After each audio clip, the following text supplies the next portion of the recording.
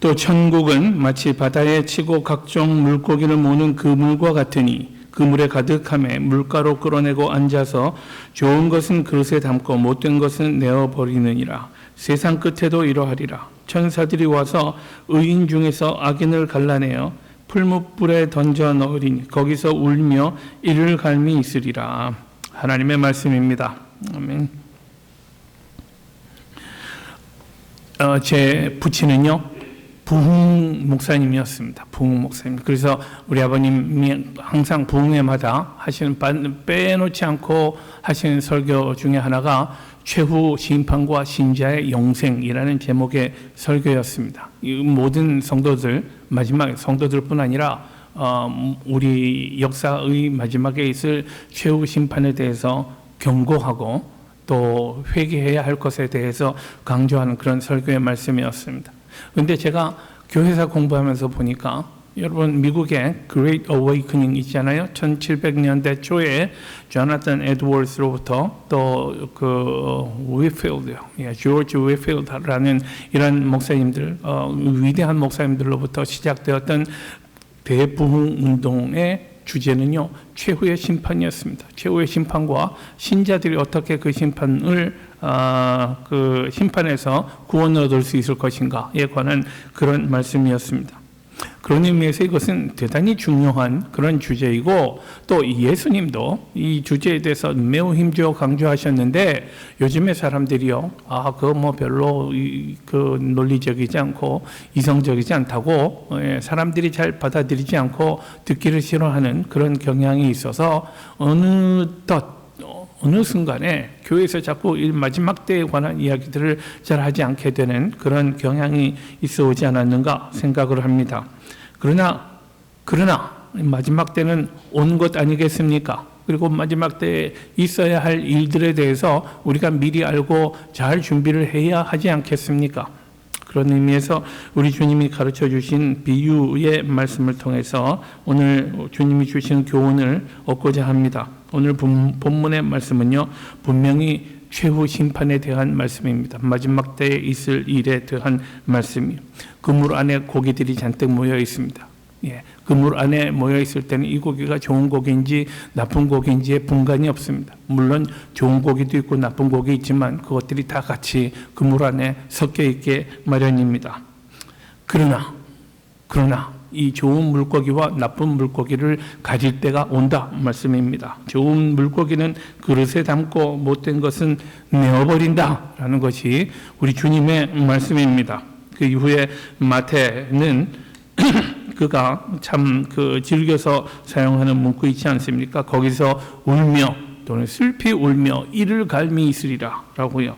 이 버리움을 당한 나쁜 물고기들이요. 이런 물고기들의 마지막 운명은 슬피 울며 이를 갈미 있을 것이다 라고 말씀합니다. 하나님이 작정하신 최후 심판에 일어나는 일은요 우리 요약해서 말씀드리자면 하나님께서 구별하신다는 것입니다. 이제 것은 다 섞여 있었지만 또 이제 것은 같은 삶을 살고 같은 그 공동체 안에서 같은 모습으로 살아갔지만 그러나 하나님께서는 마지막에 구별하신다는 것입니다. 이 구별하시는 것은 갈라놓는 거예요. 갈라놔서 여기서 여기로 건너가지 못하게 하는 것입니다. 여기서 또 저리로 건너갈 수 없습니다. 완전히 구별되어 있습니다. 그리고 이렇게 구별된 운명이 영원토록 지속될 것에 대해서 말씀하십니다. 영원한 운명이 이렇게 결정된다는 말입니다. 선한 자는 주님의 즐거움에 참여할 것입니다. 악한 자는 멸하실 거라고 선언하십니다. 마태복음 25장에는요 세 개의 천국 비유 중에서 특히 마지막 비유요 심판의 때에 양과 염소를 가리는 비유를 통해서 선을 베풀지 않는 사람들의 종착지는 영원한 형벌이다 라는 것을 예수님이 당신의 입으로 직접 말씀하셨습니다. 이것은 우리가 듣기에 좋아하고 또는 싫어하고의 문제가 아닙니다. 주님께서 하신 말씀입니다. 그러므로 준비를 하려면 우리는 악한 자가 되어서는 안 되는 거죠. 악한 자의 삶을 살면서 우리 영원히 어두운 가운데서 이를 갈면서 풀무불에 던지어져서 이를 갈면서 슬피 울어서는 안 되겠다 생각을 합니다. 세상의 끝에 반드시 마지막 하나님의 심판이 있을 터인데 그때까지는 좋은 고기와 나쁜 고기가 혼재하고 있다라는 것이 우리 세상살이의 미스터리이고 또 이것이 우리의 어떤 스탬블링 블록이 될 수 있다 이렇게 생각을 합니다. 왜냐하면 내가 좋은 고기인지 나쁜 고기인지 사람들은 잘 모른단 말이죠. 이렇게 섞여 있을 때는 내가 좋은 고기인지 나쁜 고기인지 알지 못합니다. 이렇게 혼재하는 현상이 우리의 현실입니다. 심지어는 교회 안에도 이런 현상이 있습니다. 예수님은 이런 현상을 지적하시면서 본문 바로 앞에서는요, 알곡과 가라지의 비유로 특별히 또 말씀하셨습니다. 한 밭에 알곡과 가라지, 알곡을 심었는데 원수가 어느 순간에 와서 가라지를 심어 놓았고 그래서 알곡과 가라지가 함께 자라게 됩니다. 이 종들이 이 알곡 가라지가 함께 자라는데 가라지 다 뽑아버릴까요? 주인은 아니다 그러다가는 알곡까지 상할 수 있으니까 다 놔둬라, 마지막에 다 해결하면 된다. 그래서 다 함께 있다가 마지막 순간에 알곡과 가라지를 가르는 비유에 대해서 주님 말씀해 주셨습니다. 그러니 항상 경계하고 또 조심해야 할 문제라고 생각을 합니다. 가룟 유다의 예를 보십시오. 그는 예수님으로부터 3년간 특별한 훈련을 받았던 사람입니다. 마지막 날까지도 예수님과 함께 했던 사람입니다. 예수님이 제정하신 그 마지막 만찬에도 함께 참여했고요. 예수님으로부터 발도 씻기운 사람이었습니다. 그러나 그는 끝내 마귀의 자식이었습니다. 하나님의 아들을 배신하고 그분을 죽음에 이르게 하는 일을 자임했던 사람입니다. 예수님의 12명 제자 가운데서도 한 명이 그랬는데요.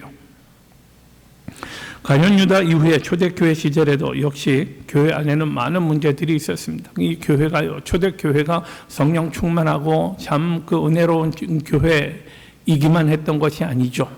그 안에 많은 적지 않은 문제들이 있었습니다. 고린도 교회를 예로 들어볼까요? 교회 안에 당파가 있었습니다. 교회 안에 교인들끼리 몇 개의 파로 나뉘어가지고 나는 누구 파라고 사람들이 이런 그 파로 나뉜 사람들끼리 적지 않은 갈등이 있었던 것 같습니다. 고린도 교회 안에 은혜로운 사람들, 심지어는 교회에서 중요한 일을 맡았던 사람들에게 차마 말로 다 할 수 없는 부끄러운 음행의 기록이 있었습니다.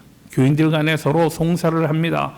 자기들끼리 싸움이 나서 재판관에게 재판을 요구하고 하여간 예수 안 믿는 사람에게 자기들의 비비를 가려달라고 요청하는 그런 부끄러운 일도 있었습니다. 어떤 사람들은 성령이 주신 은사들을 감사하고 겸손한 마음으로 교회를 섬겨야 할 그런 은사를 가졌던 사람들이 자기들의 은사의 의미를 오해하고 말이죠. 사람들 앞에서 교만하게 굴고 교회를 어지럽게 했던 그런 일도 있었습니다. 고린도 교회의 모습입니다. 갈라디아 교회는요, 기껏 교회 잘 세워놨더니 그 안에 거짓 교사들이 쓱 들어와가지고요, 이 사람들이 사정없이 교회를 흔들어버리고 있었습니다.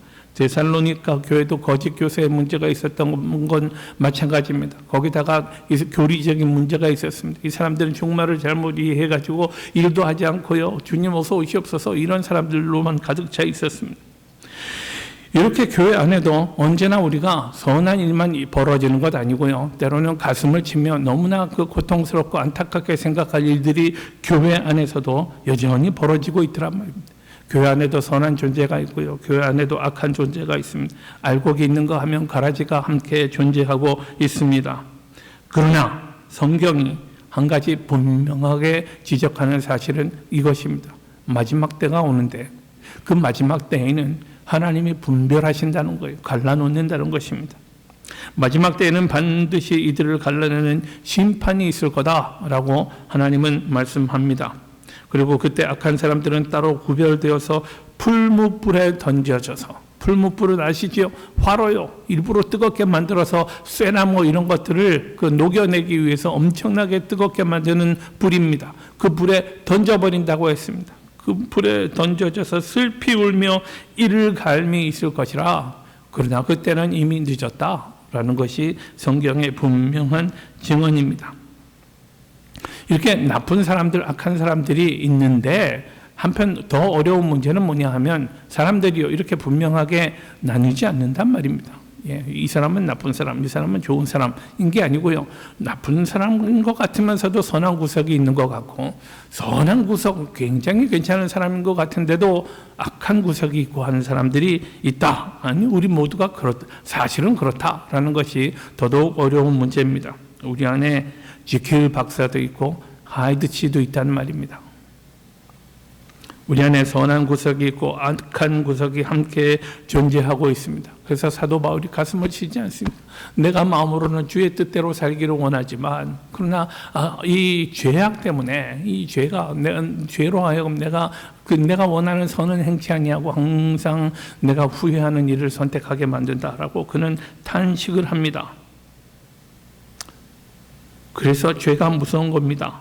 이 죄가 일단 우리 안에 있으면 우리는 그 영향에서, 죄의 영향에서 벗어나기가 너무나 어렵다.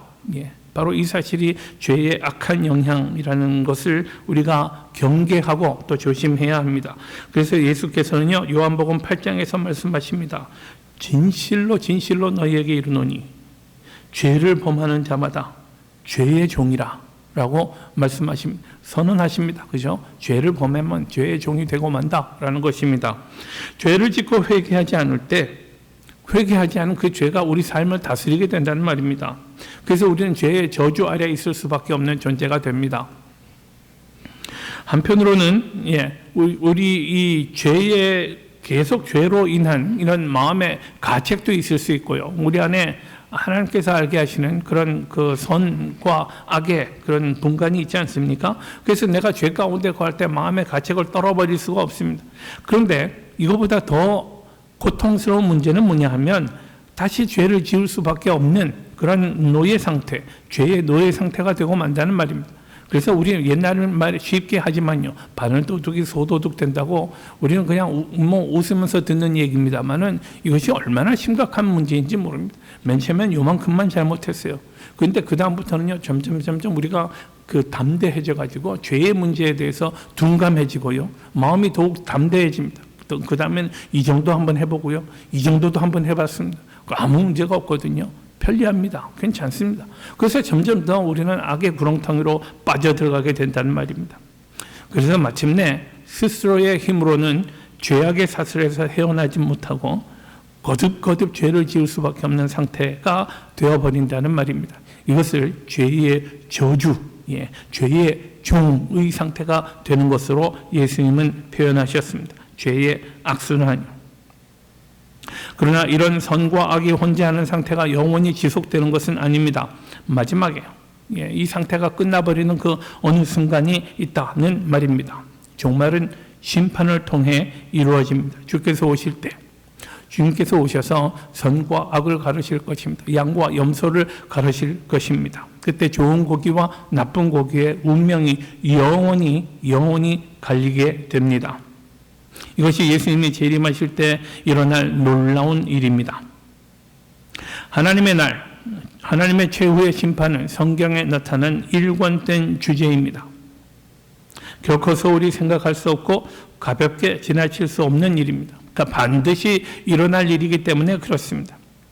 그렇다면 이제 우리 지혜로운 성도들은요, 우리 지혜로운 성도들이 해야 할 일은 그것을 준비하는 일입니다. 하나님의 심판을 어떻게 준비할까요? 여러분, 이 심판의 문제는요, 어느 날 갑자기 예수님께서 재림하시면서 일어날 수 있지만요, 그러나 또 사실은 그거보다는 더 그 가능성이 높은 것이 우리가 주 앞에 서게 될 그 순간일 것입니다. 우리는 느닷없이 자다가도 주님 앞에 갈 수 있는 존재들 아닙니까?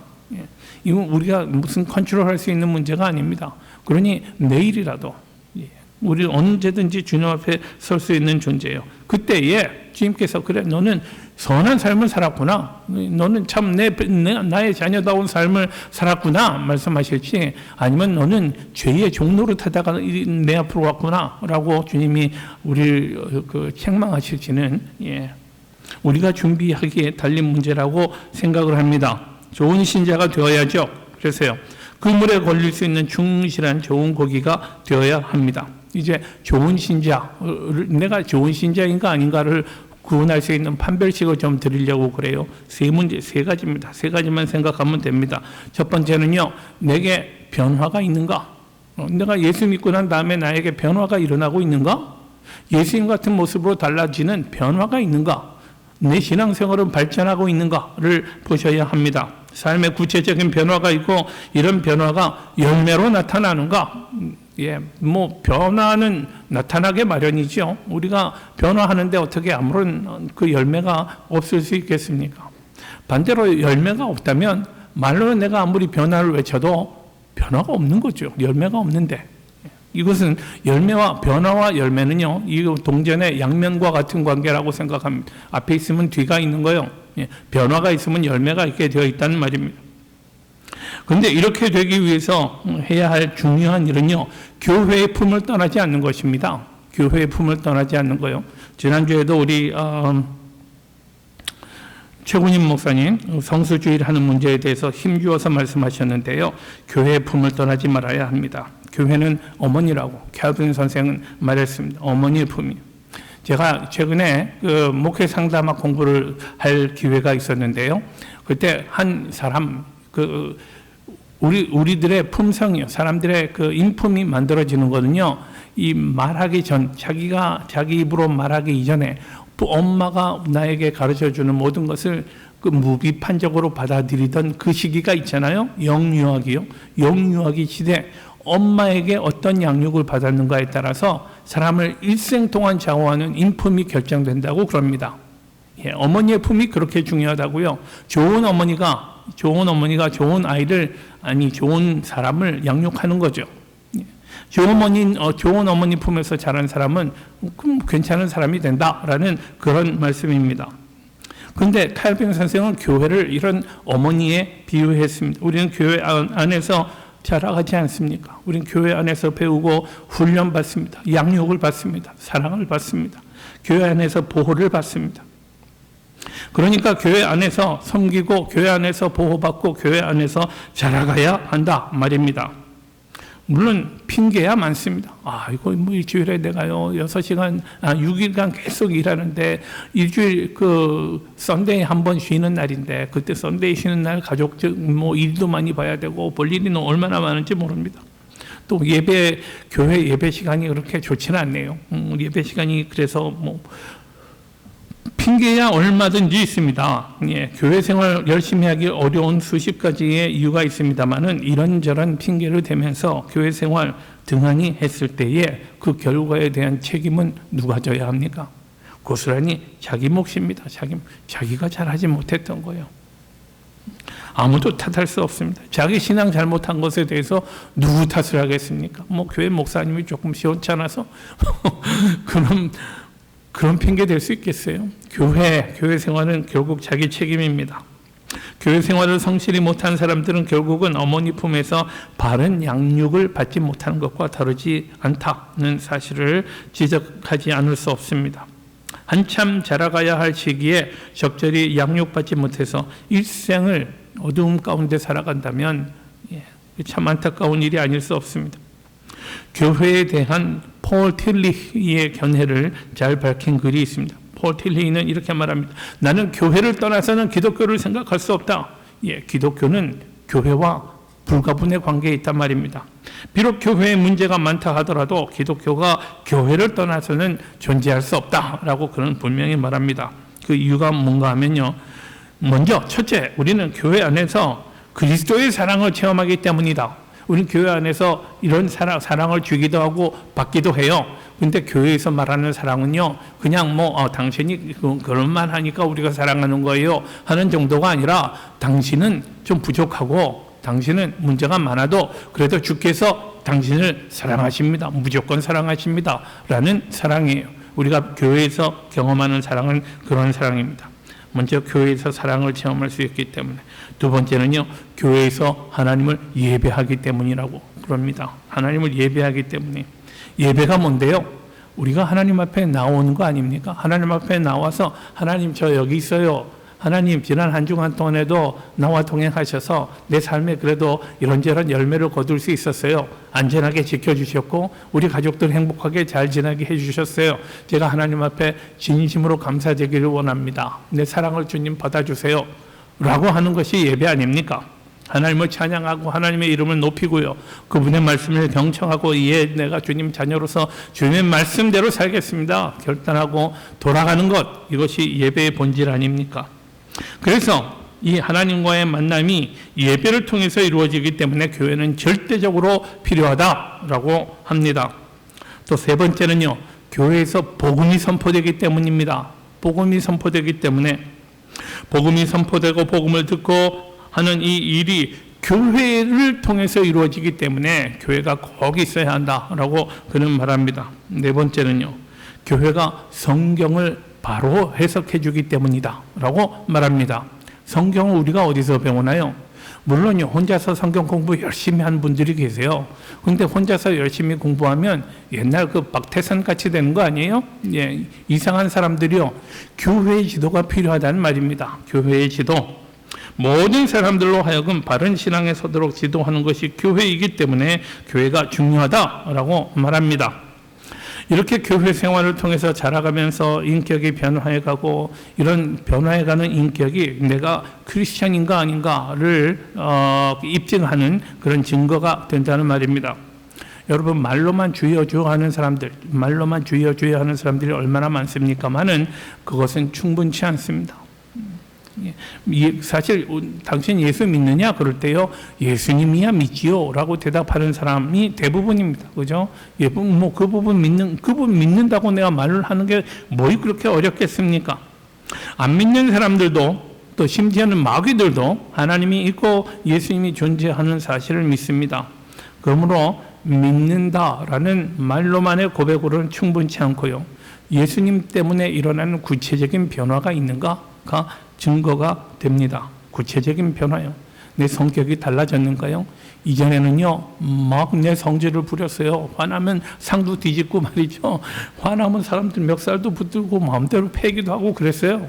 그런데 예수의 사랑을 배우고 난 다음에, 예수의 긍휼을 배우고 난 다음에, 예수님의 심장이 내 안에 들어와 있는데 내가 과거와 같이 그렇게 사람들에게 함부로 땡깡을 부리고 그렇게 살아갈 수 없잖아요. 그러니 이런 심령의 변화가, 인격의 변화가 구체적으로 일어난다는 말입니다. 내가 예수 믿고 난 다음에 예수님이 주님은 나의 주님이십니다, 내 인생의 모든 것이 다 주의 것입니다 라고 고백을 하셨으면 예수님이 내 삶의 프라이어리티가 되는 구체적인 증거가 나타나야 되는 것 아닙니까? 그런데 예수님의 은혜는 고맙고 좋은데요, 나는 예수님을 위해서는 예수님 부여하신 주님 앞에 가난한, 주님께서 왜 자꾸 가난한 나의 돈을 그렇게 탐하십니까? 나로부터는 기대하지 마십시오. 이래 가지고서야 이게 무슨 사랑이고 은혜를 아는 사람의 모습입니까? 인생관이 달라져야죠. 그리스도 안에서 새로운 성품을 입고 인생의 목적이 달라진다면, 이런 우리 삶의 구체적인 변화가 일어나는 것은 당연한 일입니다. 그리고 우리가 이런 존재로 살아갈 때 이웃들이 우리의 변화를 발견하게 될 것입니다. 그래서 가까운 사람들, 나에게 가까이 있는 사람들이 이런 변화를 인정하는가, 가 증거가 될 수 있다 생각합니다. 이렇게 습관이 달라지고 신앙생활이 달라지고 이웃을 바라보는 눈이 달라지면서 구체적으로 예수님의 삶을, 예수님을 닮아가는 삶을 살아가게 됩니다. 예수님의 인격을 닮아갑니다. 그래서 한동안 얘기 많이 했던 것 있잖아요. WWJD요. What would Jesus do? 예수님이라면 어떻게 하실까? 항상 이것을 생각하며 살아가는 사람이 된다는 말입니다. 자, 우리가 참된 크리스찬인가? 내가 그 양떼로 또는 좋은 물고기로 구별될 만한 그런 조건을 내가 가지고 있는가? 그렇다면 그 증거는 무엇인가? 첫 번째는 변화라고 말씀드렸습니다. 인격적인 변화, 삶의 변화요. 크리스찬으로서의 변화라고 말씀을 드렸습니다. 두 번째는요, 순종이 있는가? 말씀에 순종이 있는가? 이게 너무너무 중요한 문제입니다. 말씀을 들을 때는 아멘 잘해요. 아멘이야 힘드는 거 아니잖아요. 아멘 하고 소리 지르는 게 큰 문제입니까? 그런데 아멘 하긴 했는데 시간이 지나가면서 딴 생각이 들더란 말입니다. 딴 생각이. 내가 아까는 아멘 했는데 뭐 별로 생각 없이 아멘 했어요. 라고 할 수 있지 않습니까? 하나님의 말씀을 듣기만 하고 행하지 않는 자는 위험한 사람들입니다. 왜냐하면 착각하기 때문이에요. 내가 하나님의 말씀을 들었어. 내가 하나님의 말씀을 알고 있어. 라고 착각하기 때문에 그래요. 그러나 사실은요, 이렇게 했다가 이렇게 간 사람이죠. 그죠? 예. 들었으면 뭐합니까? 순종이 없는데. 안 들은 거라 뭐가 다릅니까? 순종하지 않는 사람과 비교할 때 뭐가 다른가요?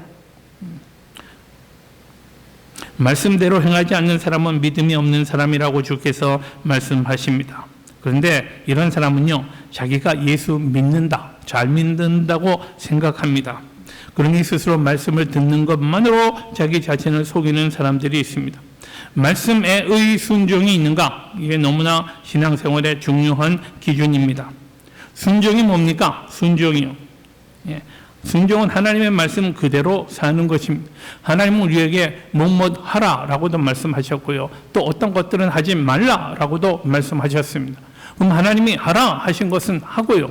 하나님이 하지 말아라 하는 것은 하지 말아야 하는 것. 이것이 순종입니다. 그런데 우리 문제는요. 어때요? 하나님이 우리에게 하라 하신 말씀, 하지 말라 하신 말씀이요.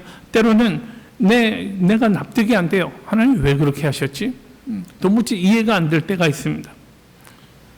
그래도요, 순종은요, 내 보기에 이상하고 내가 잘 이해가 안 되어도 그래도 하나님이 말씀하셨으면 내가 그렇게 살아야 돼 라고 하는 것이 순종입니다, 여러분.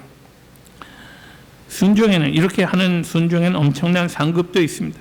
구약성경 열왕기하 5장에는요, 여러분 잘 아시는 아람의 군대 장관 나만의 이야기가 있습니다.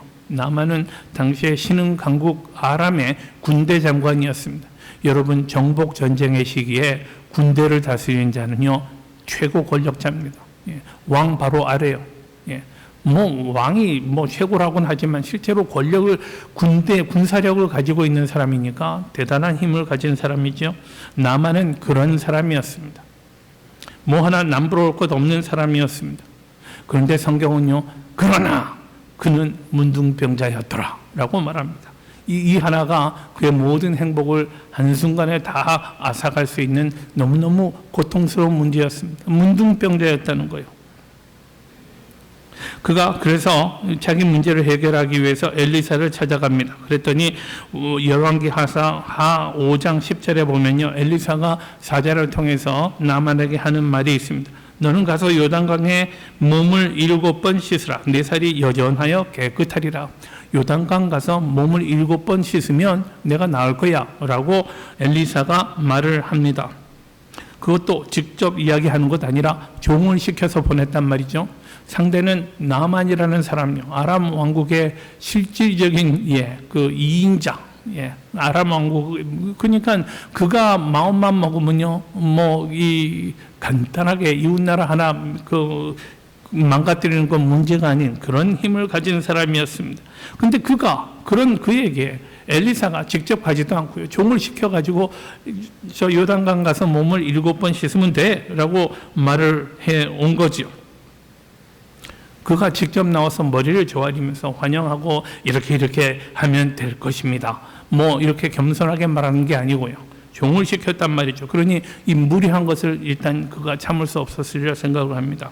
더욱이 엘리사가 말한 내용이 참 기가 막힙니다. 요단강에 가서 씻으라고요. 아니, 문둥병이 자기가 몸을 씻지 않아서 문둥병이 낫지 않았다는 말입니까? 또 요단강물, 여러분 제가요 이스라엘 땅 가보기를 너무너무 원해가지고 굉장히 고생한 끝에 갔었어요. 가서 요단강물을 봤더니요, 그게 뭡니까? 그냥 흙탕물입니다. 조그만 하여간 그런 안 믿는 사람 눈으로 보면요, 요단강이 뭐가 달라서 하는 그런 생각을 할 수밖에 없는 그런 개천 같은 물이었단 말입니다. 그런데 요단강에 가서 7번 씻으라는 것이 기가 막힌 일이고 도무지 납득이 안 가는 일이었으리라고 생각을 합니다. 그러나 그는 결국은 자신을 낮추고 순종했습니다. 7번 씻으라고 했습니다. 뭐 막 한 번 씻으나 두 번 씻으나 세 번 씻으나 약도 안 쓰고 이상한 일 하기는 마찬가지 아닙니까? 굳이 이런 이상한 일을 7번이나 하라니. 그래서 6번째까지 했어요. 아무런 이상이 아무런 변화가 보이지 않습니다. 예. 그때 이 사람 마음속에 얼마나 많은 생각이 들었을까요? 아니, 한 번 하고 두 번 하고 세 번 하고 네 번 했는데도 아무런 변화가 보이지 않았어요. 그런데 결국 그는 이상한 일을 7번을 했습니다. 그냥 말씀대로 7번 했더니 문둥병이 낫지 않았습니까? 문둥병이 나왔습니다. 아무도 고칠 수 없었던 문둥병이 하나님의 말씀대로 했더니 낫더라는 말입니다. 놀라운 일 아닙니까? 이 말씀이 가르쳐주는 교훈이 뭡니까? 말씀에 순종하라는 겁니다. 말씀대로 순종하면, 예수님은 이런 지극한 순종의 모범이십니다. 하나님에게 순종하지 않습니다. 하나님의 뜻에 순종해서 본인이 직접 십자가를 지기까지 하십니다. 사람들 앞에서요. 그 부끄러움과 모욕을 당하시면서 십자가의 고난을 예수님이 자취하셨습니다. 그 예수님이 말씀하십니다. 요한복음 14장에서요. 너희가 나를 사랑하면 나의 계명을 지킬 것이요. 그랬습니다. 너희가 나를 사랑하면 나의 계명을 지켜야 하지 않느냐? 너희가 나의 계명을 지키면 나도 그를 사랑하거니와 하나님께서도 그를 사랑하셔서 내가 그에게 나를 나타내 보이는 이런 일을 하게 될 거야 라고도 예수님은 약속하십니다. 이게 순종이에요. 하나님을 사랑하는 그 사랑의 실예가 순종이라는 말씀입니다. 자, 먼저 변화를 말씀드렸고요. 두 번째는 순종에 대해서 말씀드렸습니다. 세 번째는요, 헌신입니다. 헌신이 있는가요? 하나님을 사랑하라, 이웃을 사랑하라, 또 교회 열심히 다니라 그러면 사람들이 항상 이해합니다. 되게 이해하고 아멘 합니다. 그러나 하나님 나라를 위해서 당신이 가진 것을 주님께 드리라. 며칠날 우리가 교회를 위해서 이런 일을 해야 되겠습니다. 교회 나와서 이 모두 좀 일을 합시다 하면 아멘이 사라지고 맙니다. 사람들은 헌신하지 않으려고 합니다. 내가 하나님의 은혜로 자녀가 된 것을 믿는다면 어떻게 주님이 헌신을 요구할 때 우리가 뒤로 슬슬 빠지면서 여러 가지 변명을 해댈 수 있겠습니까? 하나님이 기뻐하시는 헌신은 도대체 어떤 것이겠습니까? 제가요, 전에 그 코네리커스에 있을 때 있었던 일입니다. 어떤 분이요, 교회 리노베이션을 해야 되겠다고 그랬는데 도대체 사람들이 그 소문을 어떻게 듣고, 제가 있었던 곳은 코네리컷이고요. 뉴욕에 이런 시공업자들이 교회 막 연락해서 찾아왔어요. 그래서 그 어떤 분이 이제 뭐 리노베이션 하는 견적을 내기 위해서 찾아와가지고 뭐 이렇게 저렇게 얘기 나누면서 자기 명함을 줬어요. 명함을 이렇게 보니까 어느 뭐 가나안 뭐 건축 시공 이렇게 하면서 대표이사 누구 장로 이렇게 되어 있었어요. 그래서 장로님이시군요 하고 제가 또 그러면 궁금하잖아요. 어느 교회 장로님이신가요? 하고 물었어요. 그랬더니 이분 대답이 제가요 어느 교회 장로였는데 지금은 잠깐 쉬고 있습니다. 이렇게 말을 하는 거예요. 뭐 교회에 쉬고 있는 장로가 장로인가요? 저는 그때 제가 뭐 여러 가지 생각이 많이 들었고 그래서 하여간 그러냐고 잘 알겠노라고는 했는데 하나님 앞에 모르겠어요. 지금 와서 생각해 보면 나름대로 이런저런 사정이 있었을지 모르죠. 그런데 쉬고 있는 장로가 무슨 장로입니까? 그럼 장로라고 하지 말아야죠. 그죠? 우리 뭐 하나님 앞에 헌신하는 것은 내가 기분이 되고 내가 형편이 되니까 하나님 앞에 헌신하고 뭐 그런 거 아니지 않습니까? 우리는 하나님 앞에 어쨌거나 우리는 하나님 앞에 드릴 거 드려야 하는 사람들입니다. 내 힘을 드리고 사랑을 드리고 정성을 드리고 나의 헌신을 드려야 하는 사람들 아니겠어요? 주일날 교회에 나오는 것으로 내가 할 수 있는 헌신은 다 했다고 생각하신다면 다시 생각하시기 바랍니다. 일주일에 1시간 정해서 하나님께 드린다라는 정도의 헌신은 대단히 소극적이고 This is not good enough. Simply 이건 충분치 않습니다. 보다 적극적인 의미에서의 헌신은 뭐냐 하면 여러분 적극적인 의미의 헌신은 뭡니까? 내 삶을 주의 영광을 위해서 드리겠다고 내 인생의 목표를 정하는 것입니다.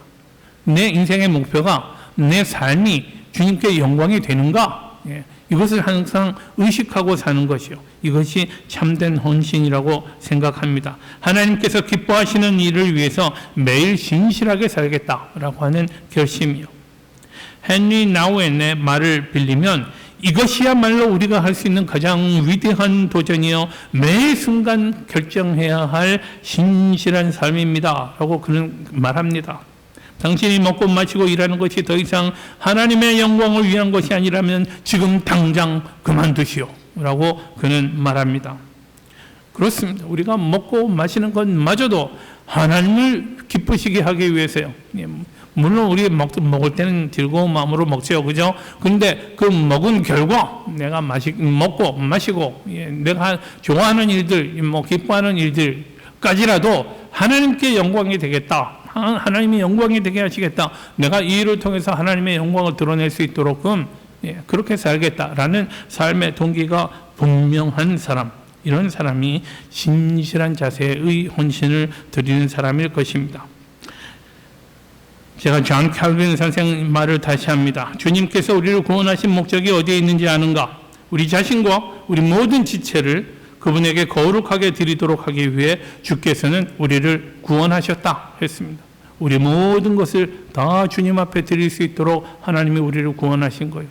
그러면 우리는 우리 모든 삶을 통해서 하나님께 영광 올리고 하나님을 영화롭게 하는 그런 인생의 선택을 하는 것이 옳은 줄 믿습니다. 이것이 참된 헌신입니다. 모든 것은 하나님께 돌리십시다. 예수님이 왜 구원의 길을 좁고 협착하다고 말씀하셨을까요? 일생 동안 스트러글 해야 하는 길이기 때문입니다.